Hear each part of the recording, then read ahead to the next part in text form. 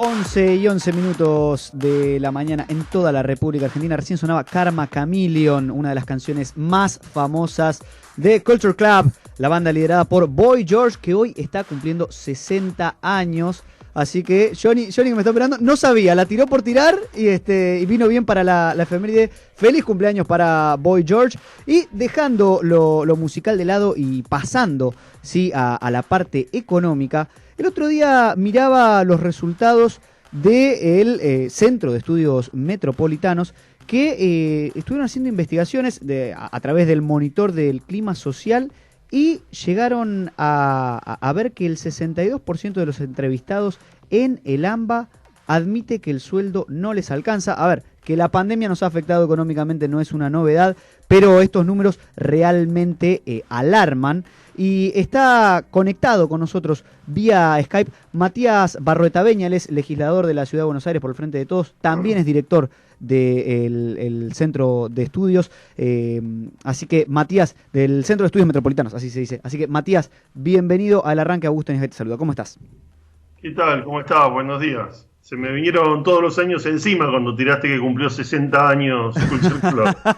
No, la verdad que salió así improvisado, ¿eh? Bueno. Lo leí recién que estaba cumpliendo años Boy George y dije, bueno, Karma Chameleon, Culture Club, vamos con la efeméride. No, pero debe 30 años hará de Karma Chameleon de la canción, más o menos. No sé, algo así. Mirá, el dato que tengo acá es de 1983. No sé si te estoy ayudando con el dato, pero un hitazo, sin dudas. Lo hemos bailado todos.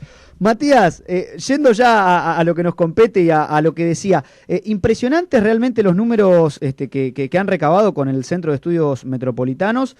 Esto de que al 62% de las personas del AMBA no les alcanza el sueldo.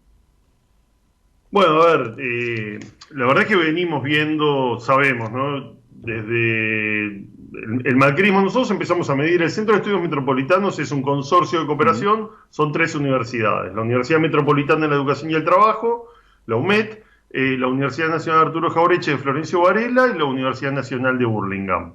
La intención nuestra justamente es poder abordar las problemáticas de forma metropolitana. Hoy se puso un poco más de moda con la pandemia, la mesa de las 3 autoridades, pero la verdad es que cuando lo iniciamos en el 2016 veíamos que había un déficit en el abordaje metropolitano, porque la verdad que es como las jurisdicciones políticas están limitadas por la General Paz, están los municipios, la provincia, la nación, muchas veces cada uno, como puede tomar decisiones solo sobre su incumbencia, se hace difícil la coordinación. Y la verdad que lo que vemos es que vivimos en una misma ciudad. Digo eso porque, bueno, cuando hablamos, por ejemplo, de las temáticas del monitor, estamos hablando de lo laboral, de lo económico, de lo alimentario. Y ahí también confluyen las realidades de los diferentes lugares y los distritos políticos, porque la mitad de los puestos de trabajo de la Ciudad de Buenos Aires son bonaerenses que vienen todos los días a trabajar a la ciudad, por ejemplo. Y bueno, y las restricciones en, no sé, en los restaurantes o en los bares o en los comercios de la ciudad afectan el trabajo de los bonaerenses. Y lo mismo pasa al revés. Con un proveedor, con la posibilidad de tener algún público que asista o no, es decir, somos una misma comunidad. En ese sentido, los datos duros nos muestran crecimiento de la ciudad de Buenos Aires. Por ejemplo, la semana pasada dio las estadísticas de pobreza y uno ve que creció el 3,6% en un año. Llegó al 26,5% la pobreza en la ciudad de Buenos Aires. Y estos son indicadores que se vienen reforzando. ¿Desde cuándo? Bueno, nosotros empezamos a medir en el 2016 y cuando Macri en el 2017 obtiene sus mejores números, que es cuando llegan las elecciones de medio término, donde había logrado cierta levantada. El 2017, recordemos que en el 2016 se estaba esperando el segundo semestre y demás. Sí. 2017 se da una pequeña levantada que compensa la caída del 2016, pero a partir de ahí comienza una caída, ¿no? Recordemos marzo, abril del 2018, una caída imparable que terminó con unos números bajísimos en 2019 y acrecentando vía devaluación, inflación y demás, una situación muy complicada. Nosotros al comienzo de este gobierno hicimos una medición en mayo del año pasado y ahora volvimos a hacer otra.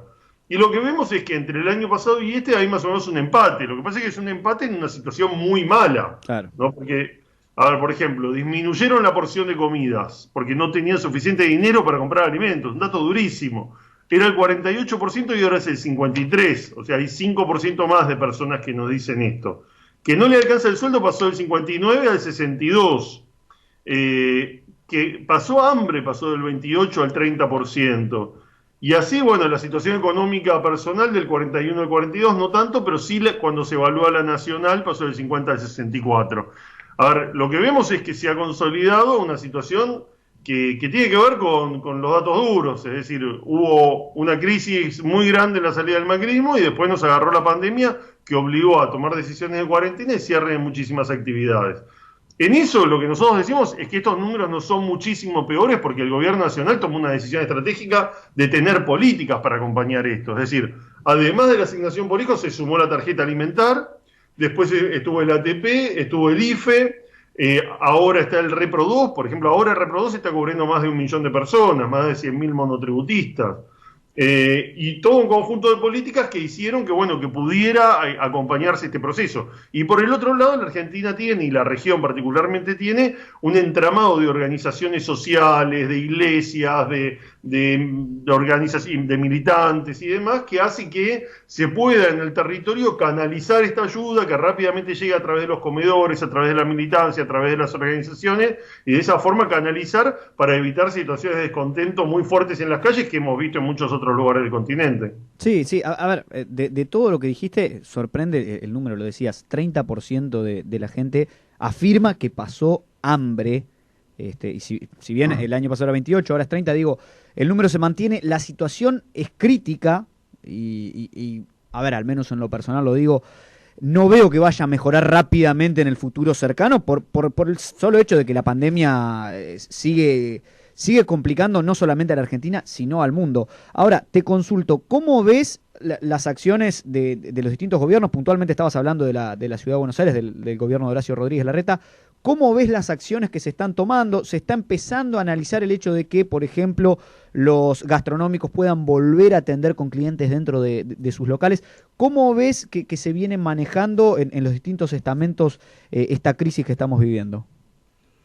No, a ver, yo veo que la mayoría de las provincias toman decisiones para tratar de acompañar este proceso, ¿no? Tenemos la situación económica, la situación sanitaria, la emergencia sanitaria, ahora la compra de las vacunas, todo el plan de vacunación, que creo que bueno, que claramente hoy está fuera de discusión que hemos logrado un avance muy sustancial, estamos en la ciudad, pretende el 30% de la población vacunada, por ejemplo, la provincia avanzando muchísimo, o sea, a nivel nacional creo que el tema de las vacunas está avanzando bien y eso nos brinda una esperanza, porque la verdad es que vamos a llegar a julio y agosto seguramente con más del 50% de la población vacunada, con una posibilidad de tener los adultos mayores con una tasa de mortalidad muy baja, como estamos viendo, pero del otro lado está la economía, y en la economía creo que hay muchas provincias, así como el gobierno nacional está haciendo un esfuerzo, ha hecho desde el comienzo un esfuerzo enorme, hay muchas provincias que también lo hacen. Por ejemplo, la provincia de Buenos Aires tiene un plan que es compatible con el Repro, que da un subsidio de casi 10.000 pesos por trabajador a las pymes de la provincia.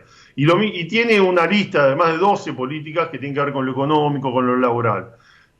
Otras provincias, como el caso de Córdoba, también han implementado políticas, Mendoza también, Jujuy también. Menciono de diferentes colores políticos para decir, en general las provincias tienen un ministerio de desarrollo productivo fuerte, tienen ministerio de trabajo, muchas de estas provincias que nombré tienen un ministerio de trabajo que se ocupa del tema laboral.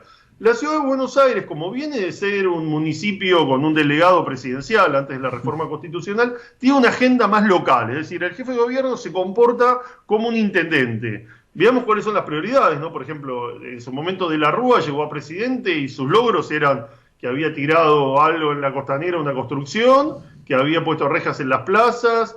Después Macri fue el Metrobús, por ejemplo, y en el caso de Larreta son las veredas. O sea, no tiene una política de decir, bueno, transformaron la ciudad para generar que sea un polo de desarrollo científico-tecnológico, que genere exportaciones, empleo de calidad. No hay una agenda que tenga que ver con lo productivo. Y eso se nota mucho en este momento, porque el gobierno de la ciudad, con un presupuesto extraordinario, como son los 600.000 millones de pesos que tiene, no ha hecho prácticamente nada para acompañar ni a trabajadores, ni a cooperativas, ni a comercios, ni a empresas.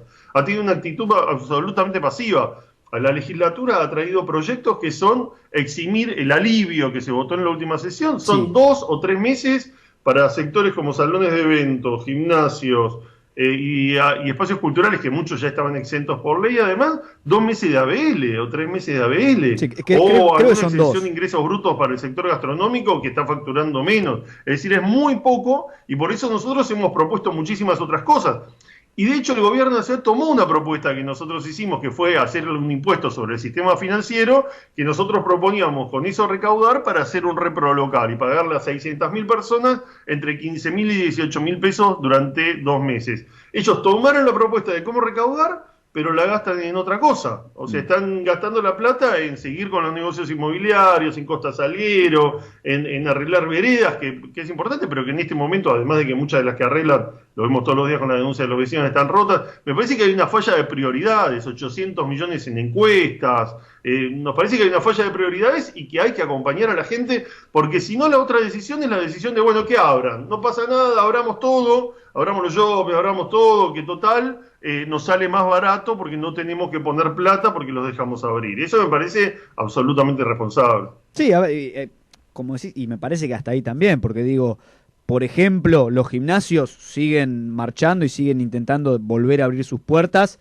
desde abril, que están cerrados porque no se permite la actividad física en lugares cerrados. Entonces, me parece que la situación viene complicada y la mano viene complicada y al menos hasta ahora no hay miras de que se vuelvan a abrir. Por ejemplo, estos espacios que mencionabas, los centros culturales, los salones de eventos, los gimnasios también. Sí, esos lugares yo presenté un proyecto el año pasado, creo que en septiembre, octubre, presenté un proyecto que se llamaba de Apertura Cero. Porque nos reuníamos con ellos, con los salones de eventos nos hemos reunido muchísimas veces y la verdad que eran reuniones que terminaban siempre con lágrimas porque son emprendimientos muchas veces familiares, de sectores de clase media, que han invertido todos sus ahorros en ese emprendimiento y que de golpe no pudieron abrir nunca más. Entonces, en esos casos, que son pocos además, porque serán 200 en la Ciudad de Buenos Aires, y lo mismo o sea, en algunos otros emprendimientos puntuales, culturales y demás, la verdad es que la ciudad los podría acompañar de una forma más importante, dándole alternativas, porque le dicen, no, bueno, reconvertite en bar.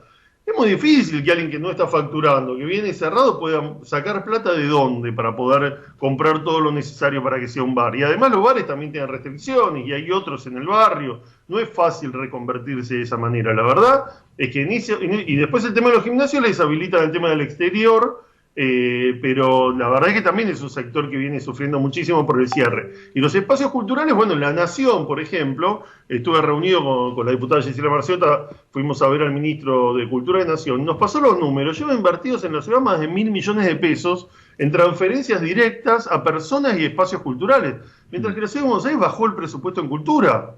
Cuando uno ve la ejecución presupuestaria de este año, la Ciudad de Buenos Aires, por ejemplo, ejecutó la mitad de la plata que tiene para desarrollo social. Estamos hablando de estos números de pobreza y de hambre aún en la Ciudad de Buenos Aires. Y la ciudad ejecutó menos de la mitad de la plata que tiene para desarrollo social. No ejecutó prácticamente la plata que tiene para repartir comida, por ejemplo. El Ciudadanía Porteña lo ejecutó también menos de un cuarto del dinero disponible durante el primer trimestre. Es inentendible que la ciudad no esté poniendo la plata, que además de resolver urgencias sociales, permitiría mover la economía, porque el dinero que uno pone abajo, igual que cuando lo ponen los jubilados, es dinero que rápidamente entra en el mercado, porque son personas que tienen muchísimas necesidades y que van inmediatamente a comprar algo al kiosco de la esquina, a comprar algo de ropa que necesitan, a hacer, inmediatamente la ponen en el circuito económico. Sí, y ahora te consulto, Matías. ¿Cómo ves o cómo crees que influye en esto que estamos charlando el hecho de que sea un año eleccionario? Porque a mi criterio me parece que eso no es algo que pase desapercibido, ni en el gobierno de la ciudad ni en ningún gobierno, digo, pero ¿crees que hay un manejo político de todo esto que nos viene pasando, de la pandemia, tema vacunas, tema educación? No, bueno, lamentablemente ha habido, ¿no?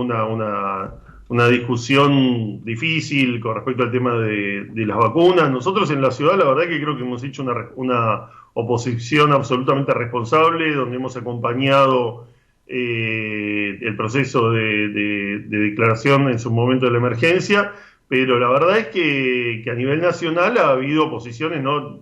Ya aburre un poco hacer todo el raconto, pero desde que la vacuna era un veneno, o sea, todas las prácticas antivacunas que no son inocuas, porque hoy hay un montón de personas que no están queriendo vacunarse porque escucharon esas cosas.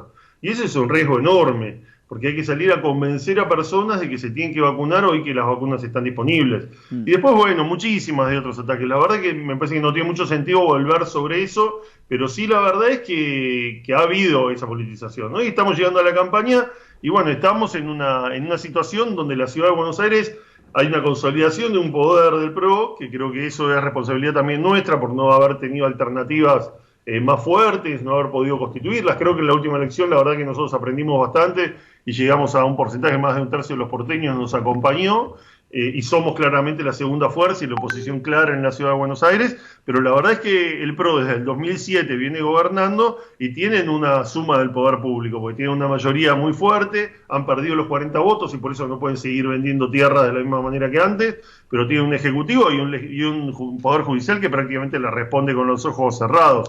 Entonces me parece que todo eso les da como una confianza de que pueden ir a la elección con esta agenda. O sea, siguen haciendo negocios inmobiliarios, están preocupados más por Costa Salguero que por resolver los problemas de los comerciantes y de los vecinos, y van para adelante porque las encuestas igual le dan. A mí eso me parece sumamente preocupante. Y están muy preocupados en discutir la futura candidatura presidencial, ¿no? Porque lo que están discutiendo hoy entre si Burrich es candidato, Vidal es candidato, si Santilli va a la provincia, además están discutiendo la conducción entre Macri y Larreta de ese espacio político. Y me parece que se están adelantando muchísimo, porque estamos en pandemia, en crisis económica, decidimos postergar la elección para poder abordar este proceso de vacunación y me parece que están, bueno, muy acelerados en esos tiempos políticos, cuando obviamente hay una campaña y una elección y habrá que presentar candidatos, pero me parece que lo importante en este momento pasa por otro lado. Bueno, ya que lo decís y para de paso dar la noticia, Diego Santilli mencionó hace minutos nada más, dijo que lo motiva a gobernar la provincia de Buenos Aires, que es algo que lo motiva, que es una provincia que ama y en la cual se crió de chico, entonces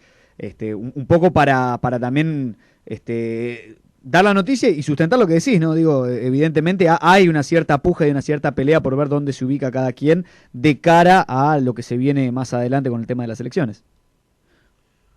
Sí, yo en eso la verdad es que, a ver, respeto, me dedico a la política desde la adolescencia en el colegio, me parece que la política es una herramienta para transformar la vida y que las elecciones bienvenidas sean y la democracia y que cada uno pueda expresar su voluntad. Pero me parece que la prioridad de aquellos que tienen que gestionar tiene que estar puesta hoy en la gestión y con muchísima responsabilidad, porque la verdad es que estamos en una situación que es día a día. Hoy se decidió una apertura, me parece que va afuera de la normativa nacional, tenemos una ciudad que ha desconocido los decretos presidenciales y la verdad es que tenemos que ir día a día viendo los números porque es preocupante que tomemos decisiones que después, bueno, repercutan de forma negativa. Entonces me parece que hay que estar muy concentrados en eso y menos por ahí en lo electoral. Hasta ahora todavía falta para el cierre de listas y habrá tiempo para la campaña. Matías, para cerrar, te quiero consultar cómo ves o cómo te gustaría ver el futuro cercano de la Argentina, digo, de aquí a fin de año. ¿Cómo lo ves? ¿Cómo crees que va a ir fluctuando la cosa en el medio de esta crisis de la cual estuvimos hablando, en el medio de la pandemia?